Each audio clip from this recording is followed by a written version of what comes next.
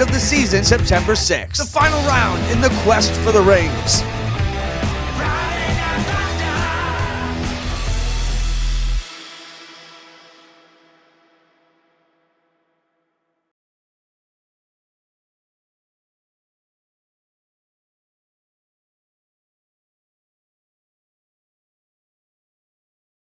With you on another beautiful Wednesday. What's up, Big Adam? How you doing? I am living the dream, Clinton. It's a busy few weeks for us, but I'm pretty pumped up. Are you really living the dream? Is this really what you want to be doing with your life? Or is that Sitting just here a talking to bullshit you? saying? Good one. Oh, it's. Uh, I didn't realize that was a rhetorical question. That backfired on me right off the bat there. So, I'll get our used to that. Wednesday night soiree has picked up a little bit, Adam. Everybody was super jazzed on last week's spicy conversation, and somehow we still had friends. And I think raining out on Friday at Ush Weekend kind of gave us a chance to, at least for me, to hide out another week before I had to face the music of everybody telling us what went on. But I think the discussions were spirited, well received, and we want to thank everybody for getting involved. And of course, you can send us your comments, your thoughts. Our guys are monitoring the social feeds, and our guys, I should say, are Spencer, and however many minutes he has on his shoulder. But excited to be back. How you feeling? Feeling all right, Clint. It was a good day. Good day. It's been a tough year. It's been a stressful year, but good things happen today, and good things are on the horizon. And we're going to spend the weekend together. Not like that, but it's going to be a good time. I was going to say not like that.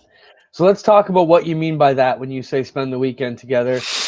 We've got a big weekend coming up, but that's at the bottom of the rundown on the side of the show. So first off, let's talk about Ush Weekend. Got rained out, as did a couple of the other spots around, but Ush Weekend got rained out, so that meant there were no Rivalz pools. And of course, we talk about Rivalz pools quite a bit. And what does Eric mean by that post? Do you know what that means, Adam? What did I miss? It says, "I'm waiting, gentlemen, USDKCA," but we'll talk about that in a minute. Oh, because he was on, like, when we put the countdown on, that was the first post he made. Oh, so he's giving us heck for being late. Got it. Okay, no, I'm going to share the post right now. So you keep us busy for a minute here, Adam. Keep us busy for a minute. You couldn't have a race without me. It rained a little bit last Friday. I wasn't there, and you pulled the plug right away. Well, okay, so let's talk about that. How was your weekend? I see how you are. Where was I? Nova Scotia. It was good. It was good. You know what? The first 8 NASCAR Pinty Series races were affected by rain. So it rains at least half the time when we go to the Maritimes. We get delayed by rain, postponed a day by rain. Beautiful sunny skies, nothing but sunshine. Awesome race. It was a bummer there was only 14 cars, Clinton, but the race was so good. I can't wait to do the TSN call because it's going to be really, really exciting. NASCAR overtime, and it did not disappoint. Now, the Pinty's race never disappoints at CTMP, and of course, we're going to talk about that coming up a little bit later in our schedule, of course, of tonight's events, and Spencer's kind of got us running things down a little bit more professional. The reason we want to mention Big O getting washed out, it had to do with the Rivalz pools. So what happens when the Rivalz pools get rained out, we basically go back and everybody gets their money back. Those pools are wiped out, and there's fresh pools up today and have been for a couple of days for this Friday's Ush Weekend event. So if you've not checked that out, let me get this right. Currently active pools on the Rivalz site. Now, if you've not been to racerivals.com, you go to racerivals.com, make your free account with Victory Games, get involved in all the pools. You can actually wager real money on the races that we attend here in Ontario.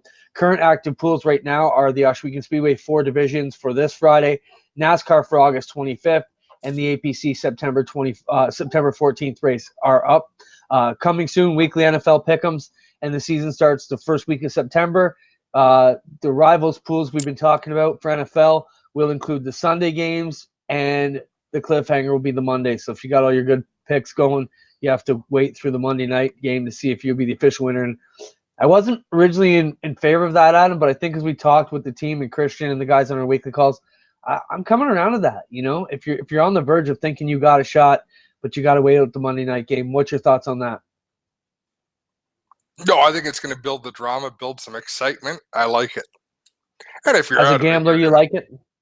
yeah, because see, it's all about that last minute. You never know until the final moment. And at least this way, we know what that final moment's going to be. You might be out of it by the time Monday rolls around. That's going to encourage people to sign up for the next week and not be out of it.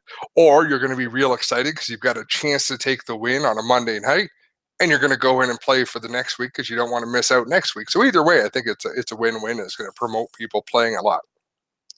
I'm excited because I think it brings a different dynamic to the game in that the term that I learned as I, constantly learn on these conference calls all the time it was called the sweat. So the sweat now comes, you've got a good deal. Now you're sweating out to see what your Monday pick is going to be like, if it's going to pay off for you or not.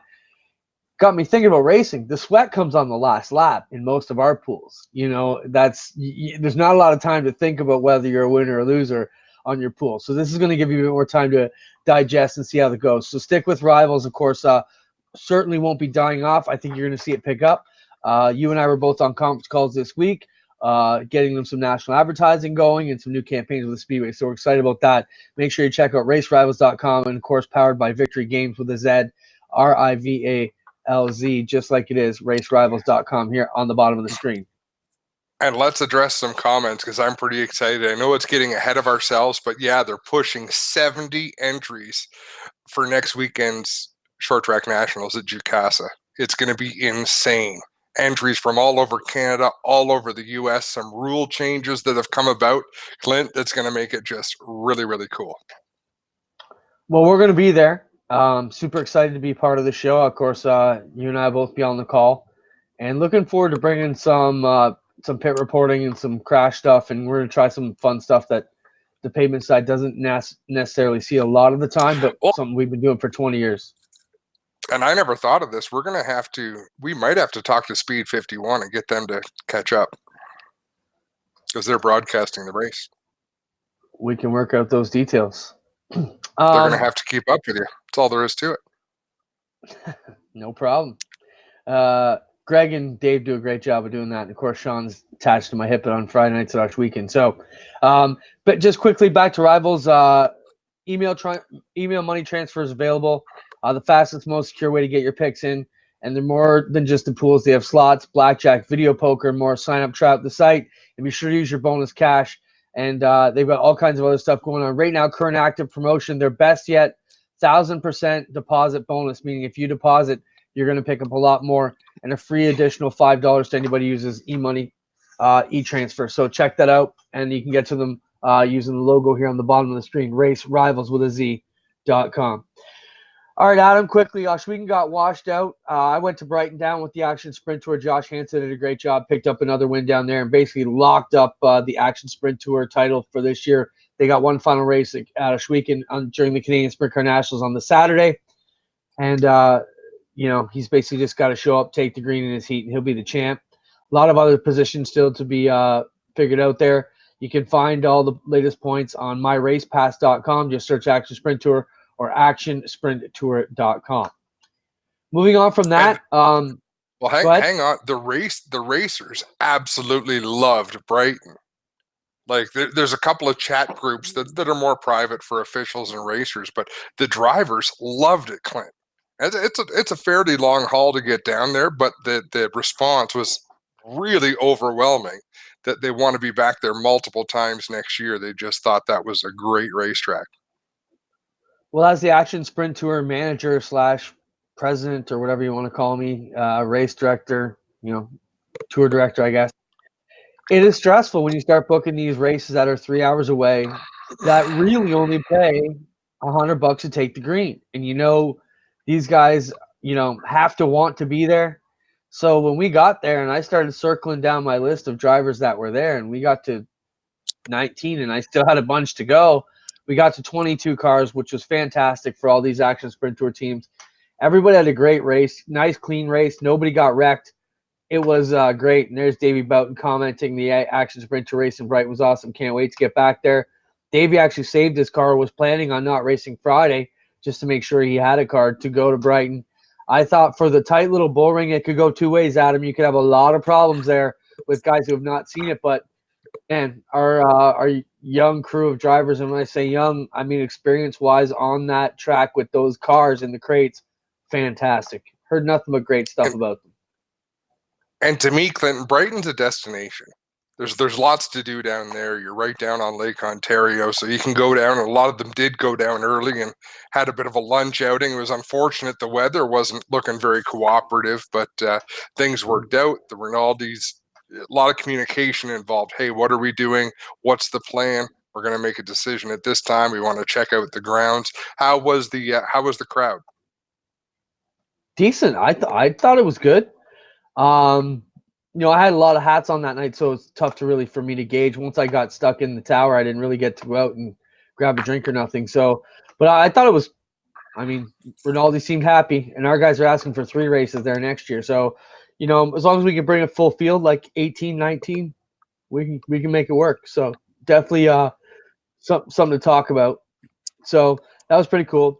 Hold off on that, Spencer, for a minute. We just talked about. Let's go back to quickly.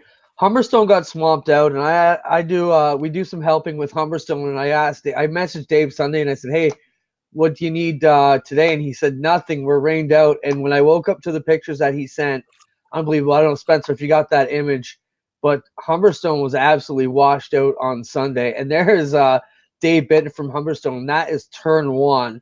So Adam, crazy thoughts on that. They had a drainage issue, and there it is. Dave was right down in there, but man, we'd lose a car down in there. So all the best to Humberstone as they try and get dried out. And I know Dave's doing better this week than they were last, but crazy pictures, man. That one of him up to his knees is unbelievable. You can't beat Mother Nature, and it's been a tough year, man. We saw the same thing in Saskatoon. The rains came, the people were up to their knees in water in the pits. Like, it happens in a hurry. Water's got nowhere to go. It's just been a crazy year. Let's talk about crazy weather. Saturday in Orange County Fair Speedway down in New York, one of the granddaddies of the dirt tracks. Eastern States, home for many years, had their centennial race, 100 years of racing on the fairgrounds there in Orange County. And one of our local guys who actually got to start Oshweekend in a sportsman when he was racing Oshweekend in Merrittville, Matt Williamson, won the $100,000 race on a night when it rained on lap 12. Matt redrew the pole, started on the pole. But there was all kinds of controversy. We'll talk to it. But I think we might have Matt via the phone, via a patio, wherever he's hanging out. I think. I'm not sure. Spencer, throw him up there if we've got Matt, and we can talk to him. Matty, how you doing? Can you hear us? I can't hear him. Can you, Adam?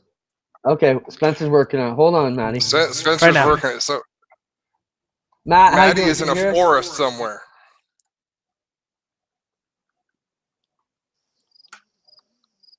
Spencer's still working on the sound. But this is like Blair Witch Project. That's awesome. Hold on. I can hear the crickets. Matt, can you hear us now? Yeah, can you hear me? Hey, man, good. Hey, first off, congratulations on the biggest win of your career in what has been touted as the biggest modified race in the history of our type of cars. How's it been now that you've had 2-3 days to sink it in? I'm going off for the interview tonight. It's pretty cool. It really still hasn't sunk in. I'm actually up. My girlfriend's parents have a place up in Barry's Bay. We plan on coming up here anyways and hanging out for a week. So to come up after winning a big race like that's pretty cool. Did you bury the winnings in a mayonnaise jar somewhere behind this cottage? What just happened? Hang on here. Sorry. No, that's all right. We can hear you. We can hear you. It's just a black screen. Oh yeah. Still got me? Sorry. Yep. No, it's funny. I race for fun. I race for great car owners, Buzz Chu, Jeff Barrett, Pete Coco, Paul Wendt, and my whole hometown deal. We race at Merrittville on Saturday nights, and we race on the road a little bit with our small block. But I got such great car owners that I really don't have to worry about money too much. So it's kind of nice, when we win a big race like that. I should have been worried about money, but that's on Jeff to worry about what happens with that. Matt, let's talk about the craziness that ensued there a little bit. And, before we jump in there, I'll let Adam go. Go ahead, Adam. What did you have? Because you had something good lined up there. No, you know what I wanted to ask you, Matt, because we've been watching your race since you were a kid. And the big players in the sport. Probably. Well, no, that hasn't changed, but we've been watching your race since. Sorry, Thanks. But the big names in the sport have always been the big name. Brett Hearn, Billy Decker, and then Matt Shepard moves up in there, and then Stuart Friesen moves up in there. Is Matt Williamson right alongside all those names now? Like, how does it feel to be in the mix? Those were always people who came and visited, and you got to race against them. Now you're one of them. Do you feel like you're in that same elite category? No, I mean, it's one race. We won one race, so we've got a lot of good racing to do to catch up to Brett Hearn and Matt Shepard and them guys. I mean, yeah, we won a big race. It's still just one. We've had a lot of success at home and around Merrittville and Oswego area and Ranceville, and I feel like we need to be consistently better on the road to put ourselves in the category of Matt Shepard and Brett Hearn. Matt, does this give you confidence now? They say a win builds confidence. So is this something you can puff off your chest a little bit next time you strap in one of these cars against these guys and know you won the biggest race in the history of modified, even though it's just one race? Is this going to lead to better confidence and knowing you can get the biggest races won when you need to? Without a doubt. That's the biggest thing. I mean, yeah, we won a bunch of money. We won some cool trophies and a big check, but getting that big one done, it makes the rest of them come easy. It's almost like, scoring a goal in hockey. Once you score one, the rest of them come easy. And I always felt like them big races, I'd either have something go wrong or crack under pressure or however it would be. But now that we finally got it done, it's pretty cool. What went through your mind on the last restart? I don't want to know what you were thinking when the green flag dropped. I want to know what you were thinking the lap before you went back to green flag racing. Yeah. I was on the radio, unfortunately we don't get to radio race too much. So we're not good at it. Like, if anybody with experience in, NASCAR or those races that you radio race all the time, if they ever listen to some of the stuff that we said on the radio, they'd probably laugh their balls off. I mean, it's funny to try and do what we're doing when we're radio racing. It's like, we don't know what we're doing. So I come on the radio on that yellow and I said, Doug was my spot, Doug Reiser. He did such a great job. And we don't get the opportunity to work together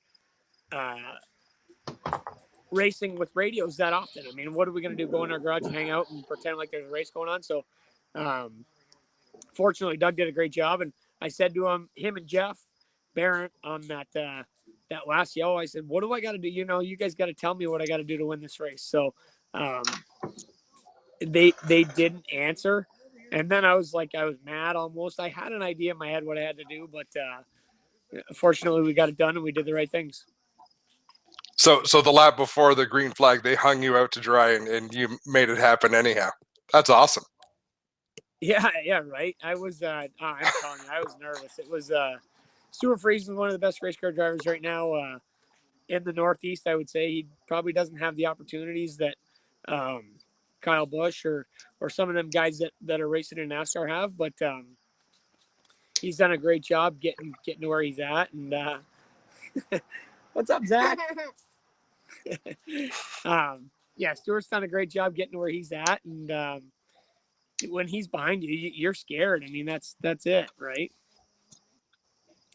Hey, hold on. I got to hold the phone here because isn't that Gary Lindbergh's kid? So you bought Lindbergh's kid with your 100 G's? Is that what's going on here, Matt? Yeah, this is Zach Lindbergh. Say hi, Zach. That is actually how big Matt was when he started racing at Oswego. That's great. Adam with the Matt, low blow. Come on. I'm Quickly- sorry. I'm sorry.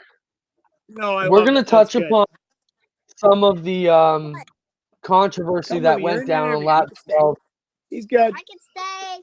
I can That happened on lap 12 with the let's call it a missed call or a missed announcement. How would you assess what happened there on lap 12 where drivers got missed signals or miscommunication? What went on there on lap 12 during the rain delay, Matt, from your perspective? Or Adam, Let's maybe you want to back it up. ask it a different way. I want to back it up to the point where how many laps did you run in that race where the yellow should have been thrown because the track was wet? A half a lap. So it happened fairly quickly. You got to zoom out. They're gonna look right at your nose. It happened quick. Yeah, it reminded me a lot about Ransomville a few years ago when the weather hit hard and it hit fast. It unfortunately, we're looking at it right now. It was tough. That's exactly what Ransomville was like. Fortunately, the field was spread out. If it would have been on a restart, they probably would have hurt some people. And you can't blame Orange County for doing what they did because, I mean, you guys both know better than anybody that if you don't go before the rain comes, you're probably going to be held back and you're going to have a lengthy delay. But if you can get it rolling and it'll sprinkle for 5 or 6 laps and then it don't rain any harder, you're in really good shape. So that's what they were trying to do, and you can't blame them for that. No, and I'm glad you said that because Clinton and I are going to fight about things a little bit later on, and really the order of events are very important and how things transpired. Was there a driver's meeting during the delay to talk about cars that had been wrecked in that accident? There was a driver's meeting. I missed what happened when to say it short. When all the stuff went down, I was kind of standing in the background when people were yelling and screaming at each other. At that point, I got nothing to lose. I was kind of hoping they would rain out at that point. So,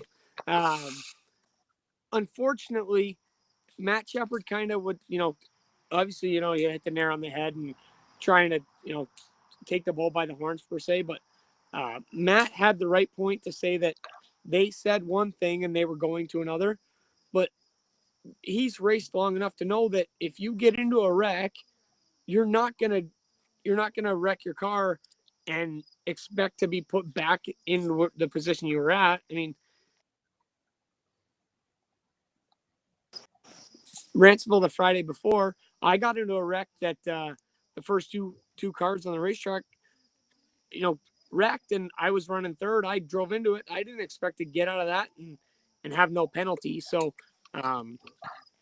unfortunately, it was a bad circumstance for the racetrack, and I can't thank them enough for putting on the race that they did.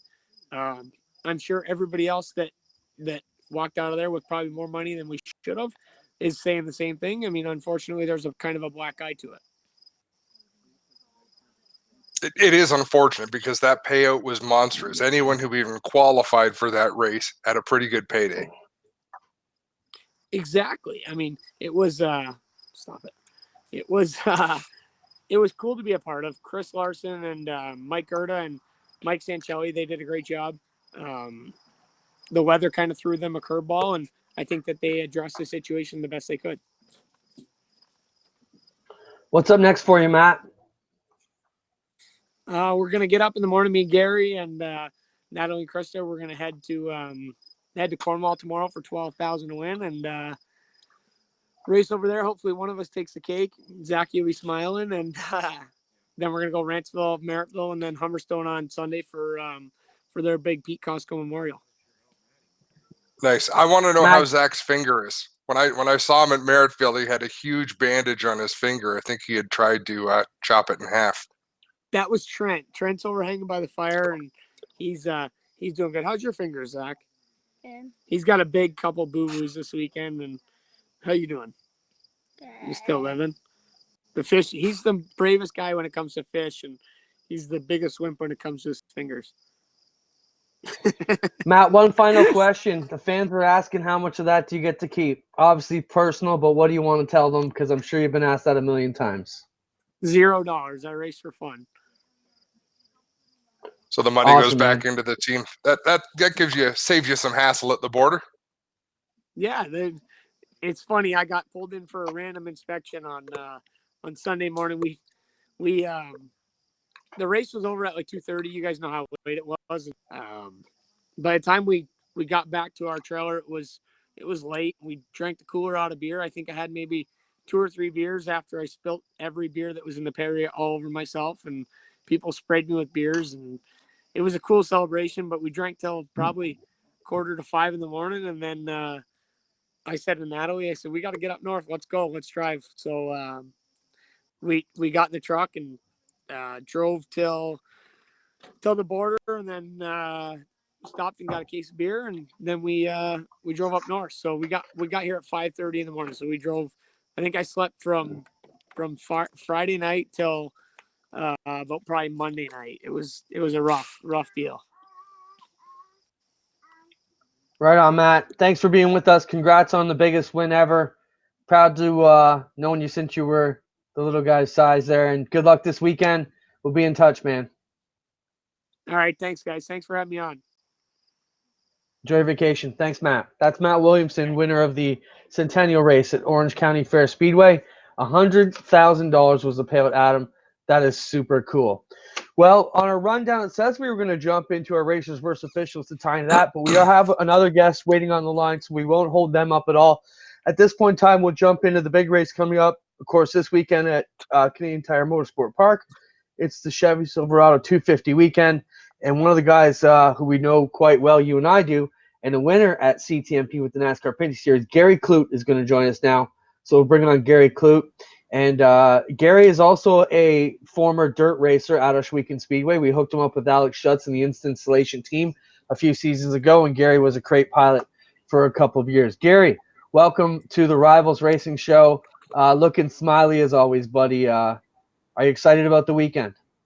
Yeah. Thanks for having me on. Actually, I did 2 dirt races in Matt's spare car, so it was cool to see him right on there before me. I think that was probably 2009 or 8. I did that. That's right. Right when they started running crates and they had a rental program, Gary. You were you were only about 16 back then, right? It was wild. I think it was 15, and that was the first oval race I ever saw. I was in it. That's awesome. Yeah. But Adam, you have man. a bit more of a history with Gary as the NASCAR Pinty Series announcer. You've seen him develop on the national level the last few years. Take it away. I'm still a little bitter that Gary left the series because we really, really, really need some Ontario talent to counter all the Quebec talent that we've got. So I'm a little perturbed that he left, but when he does come back, he puts on great racing and gives great interviews. And are you doing double duty this weekend, Gary, or just the truck?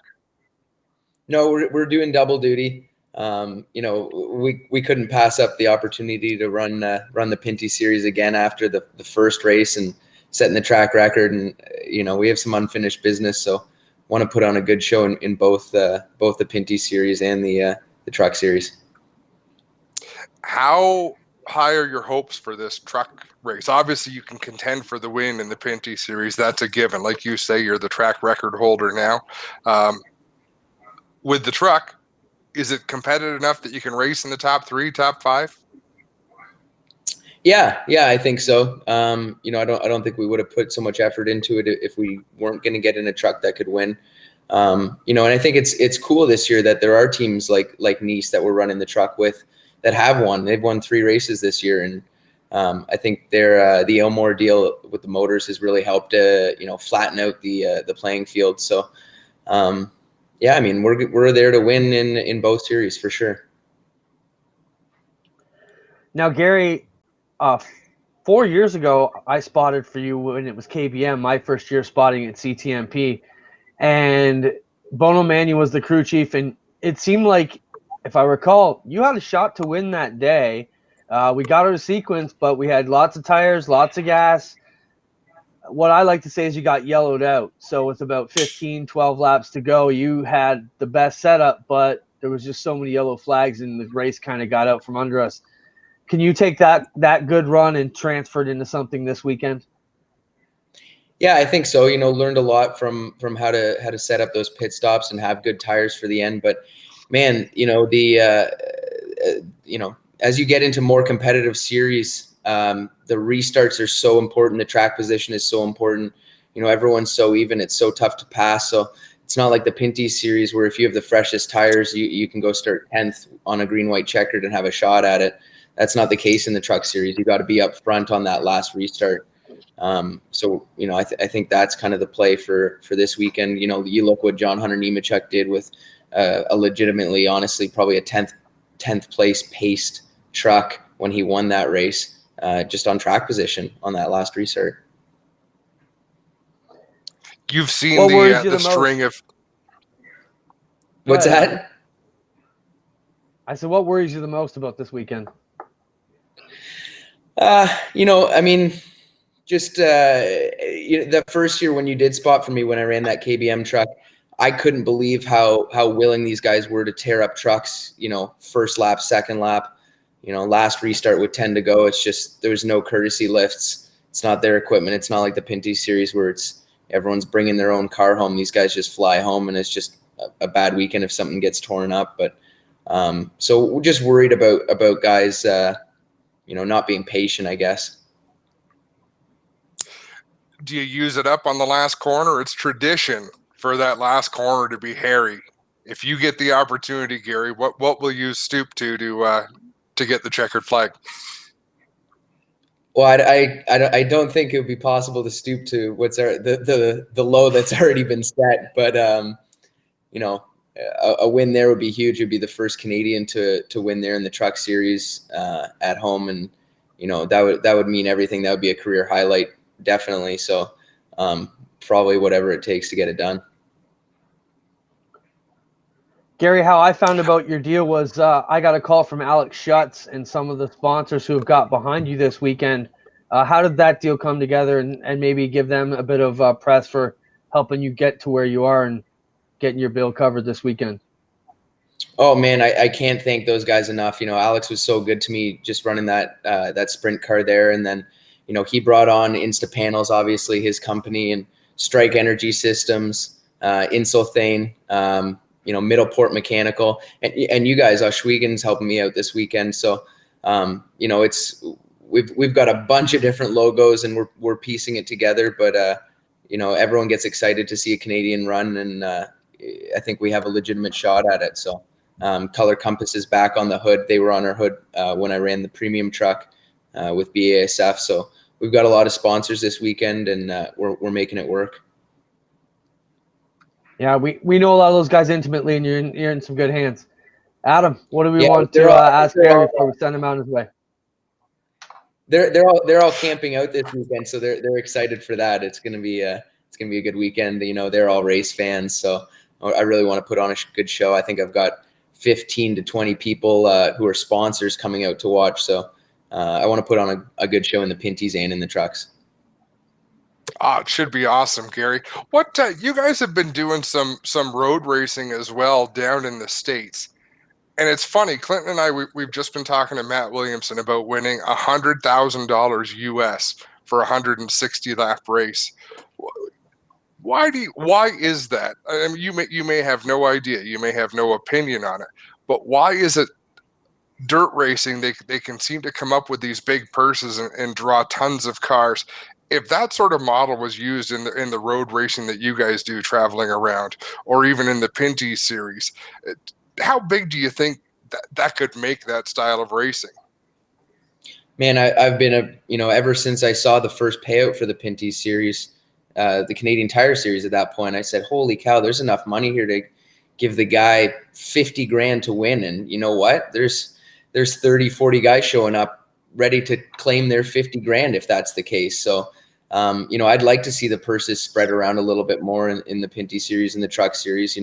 It's a little bit different than the Cup series. There aren't any starting parks. Everyone who's just starting the race, they're not doing it for the money. They're doing it for fun. So, that $2,000 means a lot more to guys, guys like me and guys like, Lapsevich, who go out and just try and run the whole season and have some prize money pay for their races. So, if you could legitimately have prize money pay for the races, I think you'd have huge fields.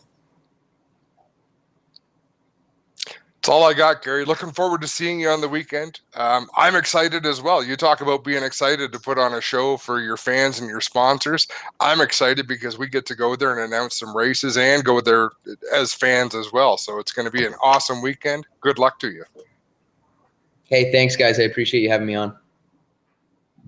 Safe travels, Gary. We'll see you in a couple of days. That's Gary Clute. He'll be driving the 44 Nice machine with a lot of our local sponsors that we know, and of course our Weekend Speedway also on the side, along with Middleport Mechanical, Instapanels, Insulthane, and a couple other sponsors I'm not familiar with. Insulation, awesome I think you mentioned. Yep.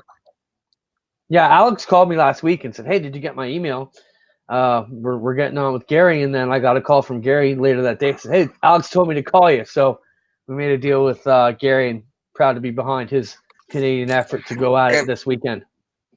To people who are watching, Clinton, like I know before I got into announcing with CASCAR, I had no interest and had never been to Moseport. I'd never gone to a road race. It's just not my type of racing. I go to Friday night tracks, I go to Saturday night tracks, and that was pretty much the extent of it for me. But if you don't have plans on Sunday, do yourself a favor, make the trip to Canadian Tire Motorsport Park. Go up early, bring lawn chairs, pack some food. You've never experienced a day quite like this. I'm confident in saying that. You will be pleasantly surprised. I would wholeheartedly agree. This will be my 4th year going straight. I think the first year I went, I didn't see a lot of people I knew, but it is starting to become more and more. The best way I could describe it to my dirt buddies is more and more like Dirt Week. More people camping out that we know, more people that, from the dirt world that I know. I see touring in on Sundays now. And I think, Adam, the other cool aspect of it is your general admission, other than the NASCAR truck paddock that's fenced off, every other pit area is wide open for you to basically walk around and cruise around and check it out. So you get right up close to the cars. You're not restricted, and it's a great deal. So, I wholeheartedly agree with Adam. If you've never been up to Silverado weekend, get up to CTMP. Gorgeous facility. I mean, I took 6 or 8 newbies with me last year, and they've had it on their calendar since, and we're all going back this week. So excited. Yep, and Angie booked Monday morning off, so I'm excited. She doesn't have to go to work till lunchtime, so we can either leave late Sunday night, get up or get up Monday morning, and take off. It's going to be a ton of fun. A little bit off topic, but sort of the same. We've gone across the country already with the NASCAR Pinty Series. So we've been to Alberta, Saskatchewan, Nova Scotia, Quebec, Ontario, Clint. Every stop we have made, TSN does a lot for you and I. Yes. Even though I've only ever stepped foot in the building once, that FaceTime on TV makes us a little bit more recognizable. So you'll get people come up and chat and say, "Hi, hey, I've watched the races. I love it." Everywhere we've gone, I've had people come up and say, "We love what's going on with All North Racing. We watch That's you on awesome. MAV TV Canada. It's awesome." It feels really, really good, Clinton, because that's something that we have a little bit more say in. That's something that we've kind of helped carve out, and it's pretty neat. I don't care if it's one person per race, but generally it's been 2, 3, 5 people come up and said, "Yeah, we'd love." In Nova Scotia, for example, I had a guy who said, "This is my second Pinty's race this year. I went to Edmonton, and I've got family out here, so I came out here. Love what you're doing on MAV TV. It's been fantastic." So we're seeing everything sort of come together, like the racing universe through streaming, through more channels carrying the sport, is starting to get more and more intertwined into areas that you wouldn't have seen get intertwined before. I think even when I look at our show now, and our micro sprint stream we've been testing out on Thursdays with the junior stuff, with junior kids the last couple of weeks. You said it best. People are hungry. There's hungry for our type of programming, for program that talks about our sport. And I think we're definitely proud to be the ones to deliver more of that to you guys on these off nights. I had something else I was going to say. Oh, yeah. So this week, Adam, one thing I meant to ask Gary Clute, and I know this affects me, and I'm not sure how it affects you. I'll be spotting with Stuart Friesen this weekend, so I'm super happy to be down there with the Hallmark Friesen racing team. We've known Stuart a long time, so pleased to be working with him. But I see they switched qualifying this year from trucks from Saturday night to Sunday morning now. So I meant to ask Gary how that affects him, because now he will have to be going from qualifying at 9:35 in the morning in the truck, going through group qualifying, then getting right into his Pinty's car, racing that, and then getting back to the truck for the Silverado 250. So a little bit hectic morning, I know, for myself, and I can only imagine what it's going to be like for him, running from qualifying for myself back to the TV compound to keep Joel happy, back to turn 5 to keep Stuart safe. So should be an interesting weekend. Yeah, and see, I don't have all those responsibilities, so I don't have that crazy running around to do.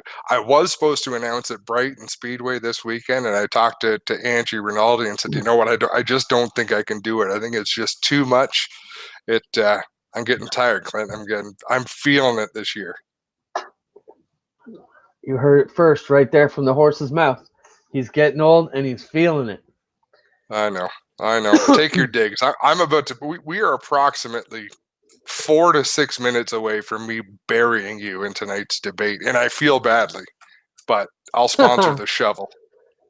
I'm well, we're already out of sorts, so you might as well just bring it. We'll go there, then we'll finish up with the last 3 items on our page there.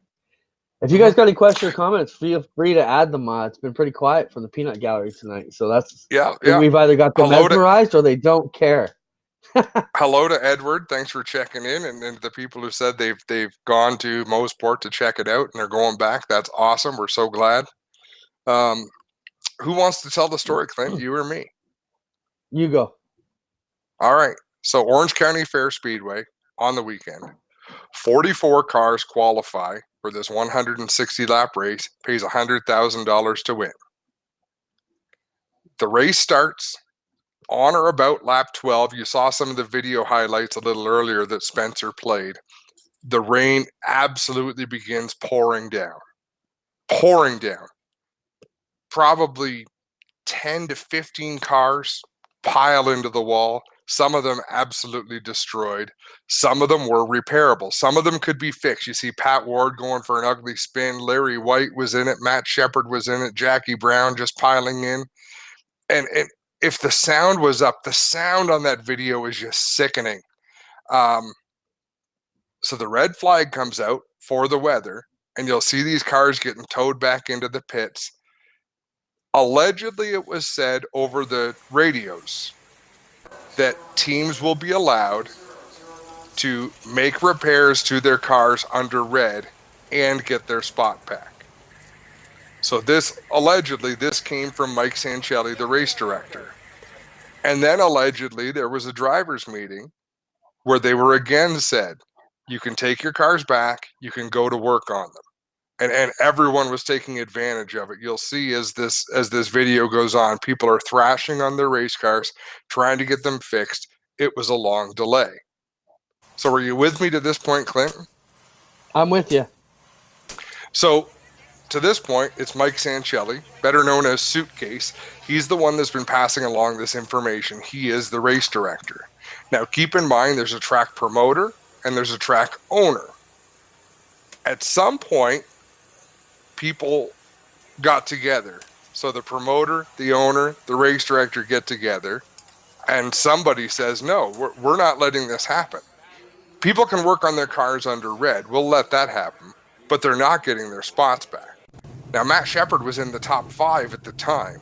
What that meant was he was going to have to go back to 35th or 40th to restart this race. So here's some of the conversation going on. They're explaining to the drivers how it's going to work. The race did get restarted later on. There's Matt Williamson on the outside of row number 1. The cars that got repaired did indeed have to go to the back. So in the meantime, while all this is going on, Matt Shepard absolutely undresses an official verbally, swearing, name calling, belligerent conduct,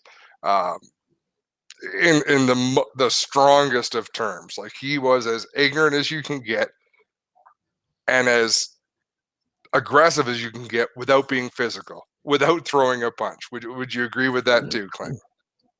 Sure. Add in anything you like at this point. That's No, you're the doing story to mine. fantastic. You're doing fantastic, and the video, I think, explains the story very well so far. So the question is, and Matt Shepard, I mean, like I said, his actions were absolutely over the top in the way he tore down this official. So here's where you and I had a conversation a couple days ago. And how did it go? Well, you got to continue because you just admitted you just lost your argument right there with your last sentence where you said he was horrible. So go ahead, continue. We haven't debated yet. We're laying the groundwork. What's to continue?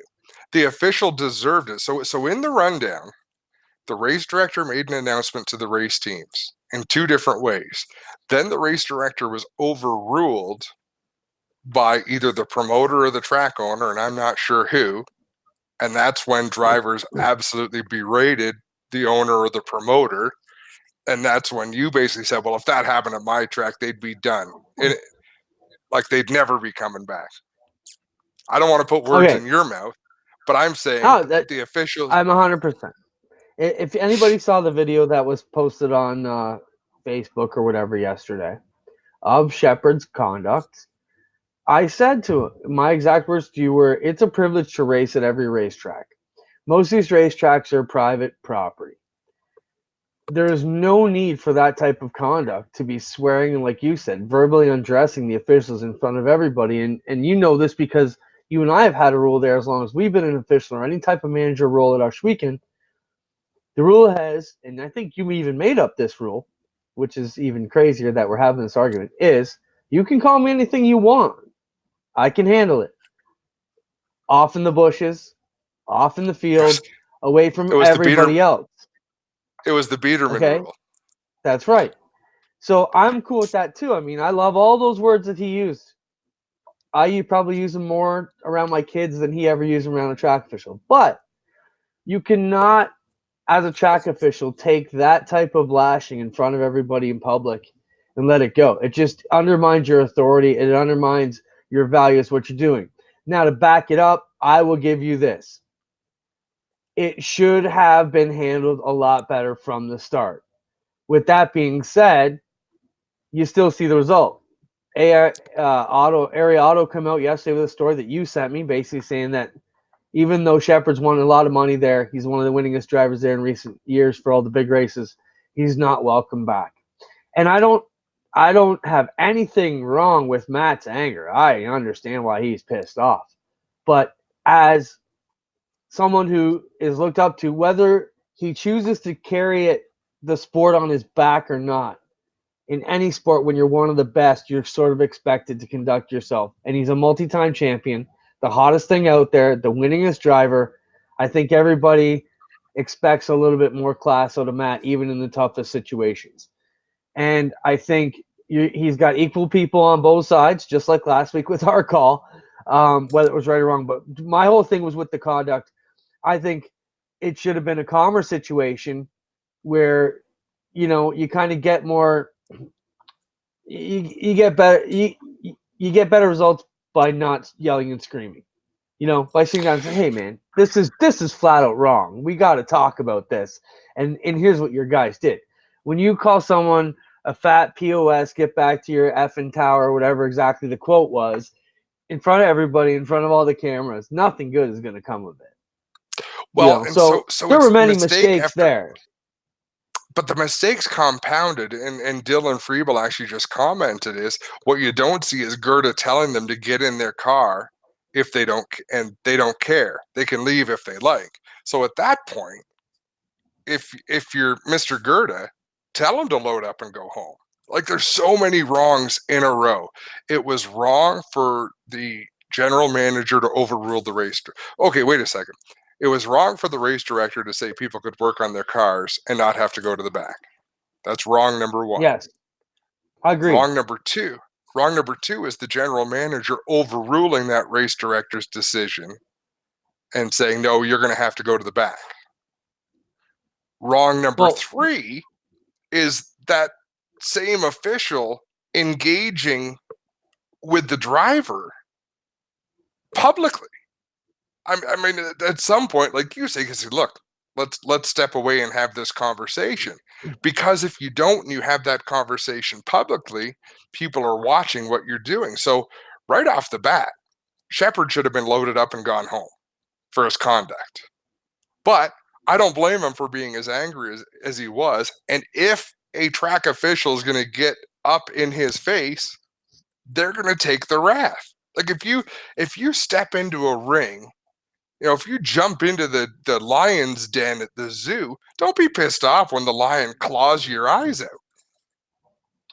No, I think you're right. And I think that's the other thing that's unfortunate in this situation is on Matt's behalf, the unfortunate thing is we're not seeing. We're seeing a very small snippet of that whole entire episode that may have gone on for a 2-hour rain delay. We're only seeing his negative comments being verbalized, and someone caught him doing that, like you said, and like Dylan said, you're right. We don't see what happened before, what the conduct of the race officials were. But I know as someone who's in a race official and in probably both the suitcase and the Gerda positions at Auschwitz and myself, I think between myself, Doug Leonard, we always do our best to kind of get in a huddle. Let's be very clear about what our message is getting out of this and who's going to be the spokesperson, who's going to handle it, and what the consequences can be before we reveal this out. So I think there's a lot of jumping the gun, a lot of shooting from the hip on what could have been done. And in the end, they realize, oh, shit, we're in big trouble now because this side's mad and this side is mad. And now you have guys like Matt Williamson who are still leading that race, but he's like, wait a minute now. They can totally rebuild their car and fill it with fuel, but I'm 12 laps down. Why am I at the advantage? Now I want to get my car. And wherever did we ever start allowing backup cars after we've taken 12 laps of a race is beyond me. So there were a lot of miscues from the beginning there. And I think this, JR puts it back to a good point. There should have been a lot of communication with the teams before anything officially came out, and you can hash things out. So like you said earlier, and Matt said, it's a shame. There's a bit of a black eye, but nothing that a great party and a good story to tell afterwards is worth a black eye once in a while. And I think they definitely had that. They definitely got the press they wanted.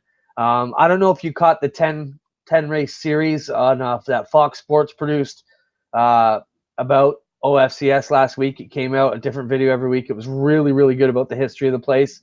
You're looking like you didn't see that, Adam. I'll have to fill you in on it if you missed it. It was really, really good. But I don't think you buried me too much. In fact, you're like a wet noodle. You flipped back around and agreed with yourself. So I'll chalk that one up to a win for me. I always agree with myself. Now, I don't think Matt Shepard should be banned from Eastern States. I think this is where a track comes in, takes the high road, and say, look, a number of miscommunications took place that are quite unfortunate. We're going to let Matt Shepard make an apology if he wants to come race at Eastern States, and Bob's your uncle. Let's move on. That's a good question. That's a good question for you. Now, so track comes out and does that, and you're Matt Shepard. Are you apologizing? You say, screw you. You guys messed up from the beginning. So here's where you find out if Matt Shepard how much his principal is worth. So days later, after Matt Shepard has collected a big fat paycheck, and this is me being a real instigator, Clinton. If I was the racetrack, I would say, look, we're gonna let bygones be bygones because a lot of things happened that shouldn't have happened on this night. We believe his actions are inexcusable. Matt Shepard made a bucket full of money for that race. So let's not think that he left empty-handed. Give him the opportunity to apologize if he wants to run Eastern States. And it actually sort of slaps Matt in the face with the opportunity. Do I want to go back there and try to collect another paycheck? If I do, I got to basically swallow my pride and apologize for my actions publicly. But that's what I would recommend. Interesting. A debate for another day. We've got another month to figure out how that comes of it. And all these suggestions come in. Paul Klager says it was an act of God. Open red for everyone. Everyone get their spots back. Do what you want for adjustments and fuel. That's not exactly the end of the world. I mean, it's not a horrible decision either, Paul.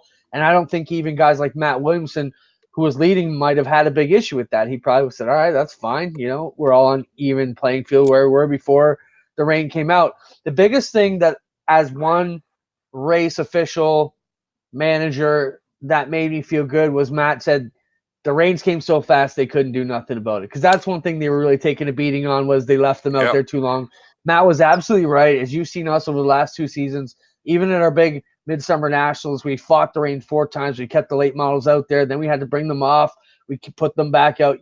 You're absolutely right. You're trying to save that track every way you can. And we're a case on where we made it happen on the Monday of the Northern Summer Nationals after fighting for rain delays. But I think there's so many great things, you know, that can be learned by it for sure.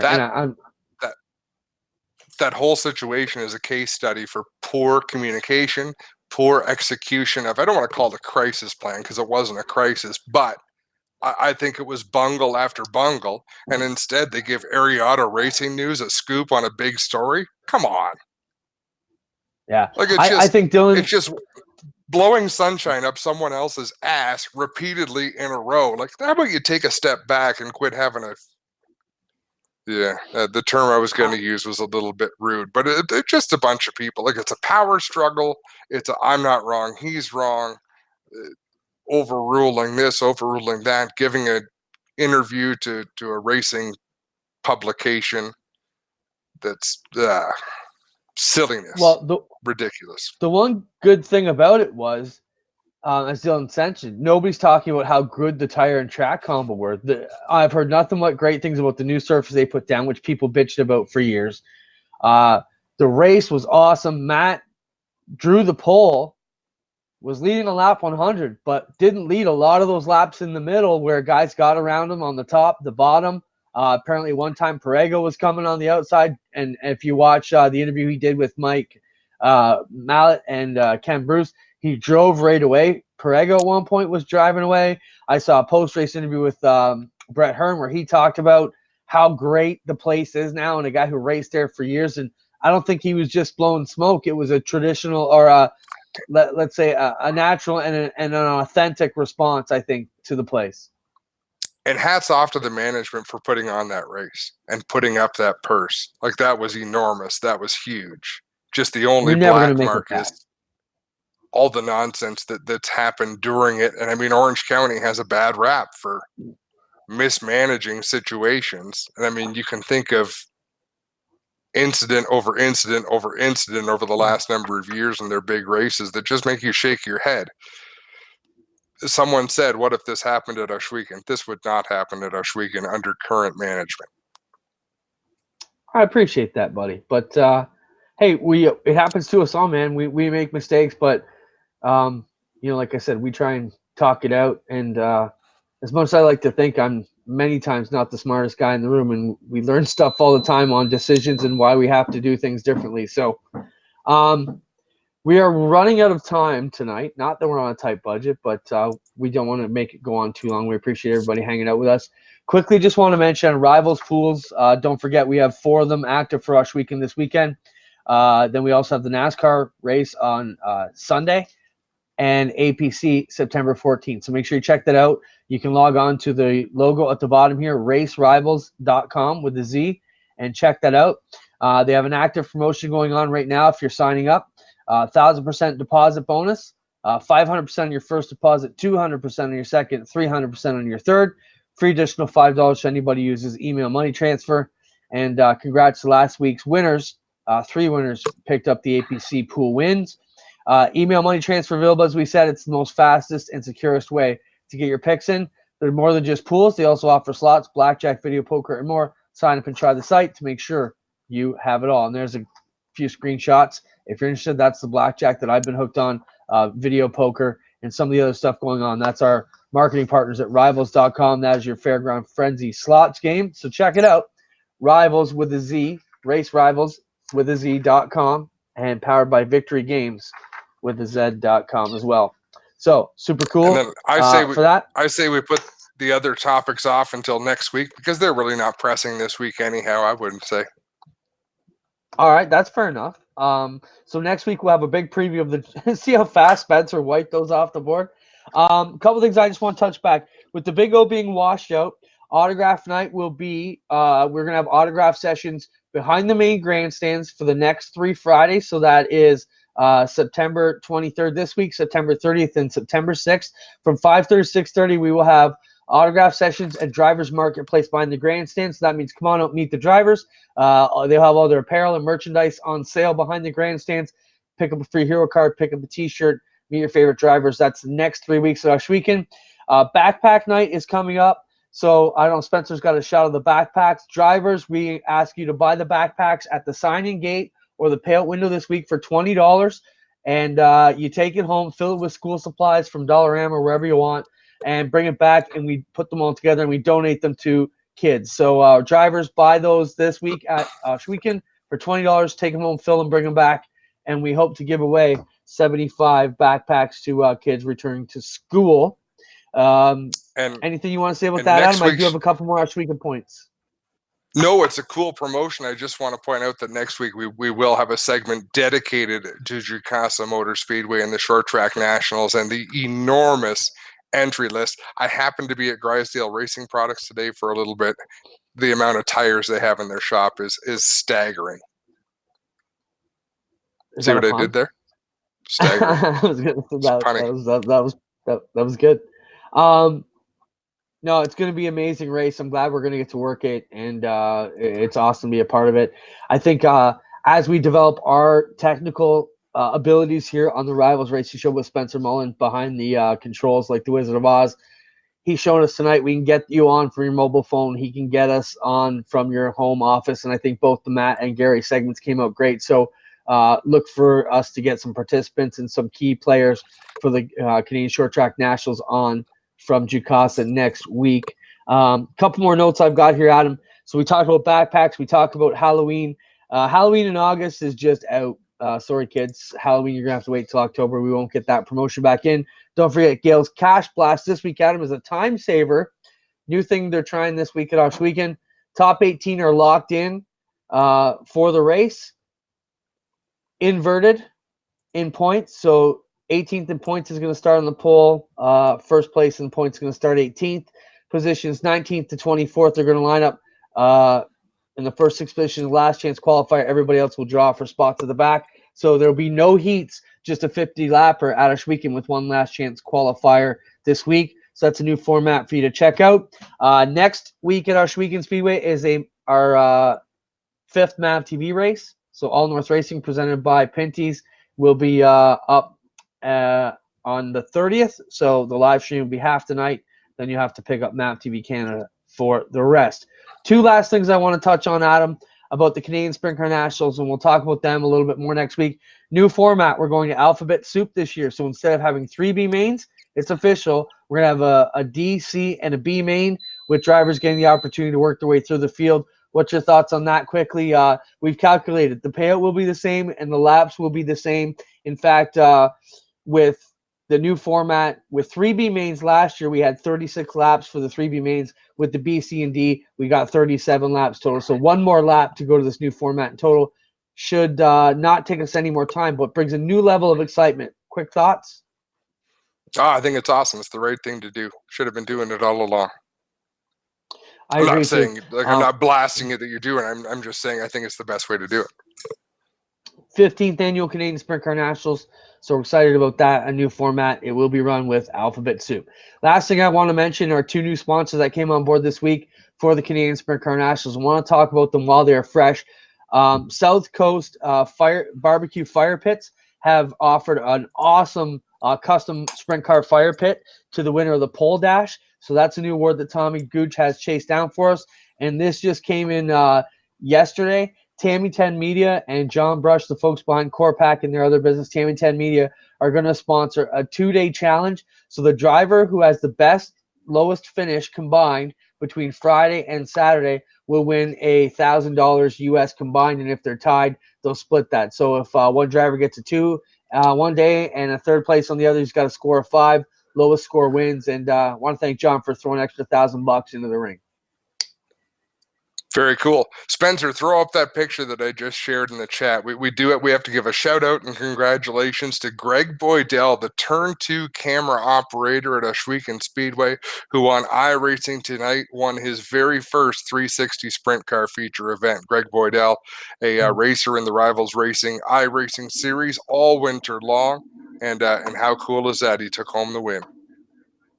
Awesome. Great job, and our guys are getting better. We have all kinds of great talk about the Canadian Short Track Nationals. We'll wrap up the Chevy Silverado 250 weekend. We'll be talking about Ohsweken and all the stuff that gets you dirty, all kinds of other stuff, and, of course, the Rivalz Racing League. Wow, Adam, I can't believe the season's winding down, but we've got so much more to talk about, and we're excited for a great offseason with all you great viewers and race fans and our race family. So that'll wrap it up from my end of the woods in Niagara.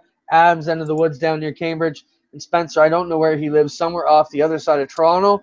But I want to send a quick shout out to Spencer.